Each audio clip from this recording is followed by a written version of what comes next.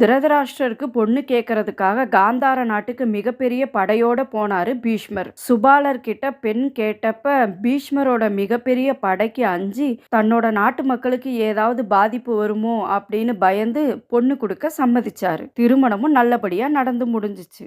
அதுக்கு பிறகுதான் தெரிஞ்சிச்சு காந்தாரி ஒரு விதவைன்னு. அவங்க எப்படி விதவையாயிருந்தாங்க அப்படின்னா, அவங்களுக்கு ஒரு மாங்கல்ய தோஷம் இருந்துச்சு.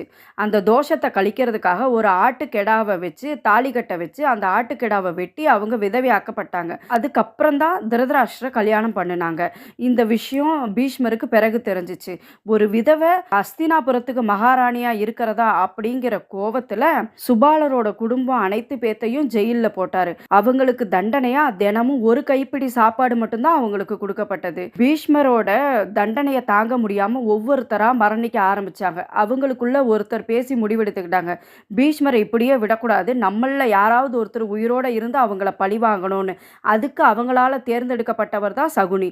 அவங்களுக்கு கொடுக்குற ஒரு கைப்பிடி சாப்பாடை சகுனிக்கு மட்டுமே கொடுத்து சகுனியை உயிர் வாழ வச்சாங்க. சகுனி கண் முன்னாடியே தன்னோட சகோதரர்கள் எல்லாருமே உயிரிழந்தாங்க.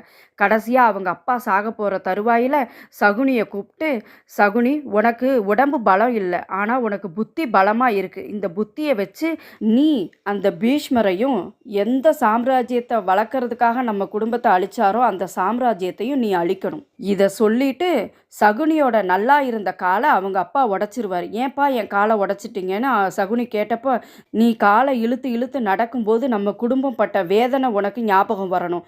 நான் இறந்த பிறகு என்னோட விரல்களை வெட்டிக்கோ, அதை பகடக்காயா செஞ்சுக்கோ, உன் எண்ணப்படி நான் உருளுவேன், நீ கேட்குற எண்ணா வந்து விழுவேன் அப்படின்னு சுபாலர் சொன்னார். சகுனி கையில் இருந்த பகடை அவங்க அப்பாவோட விரல் எலும்புகளால் செஞ்சது.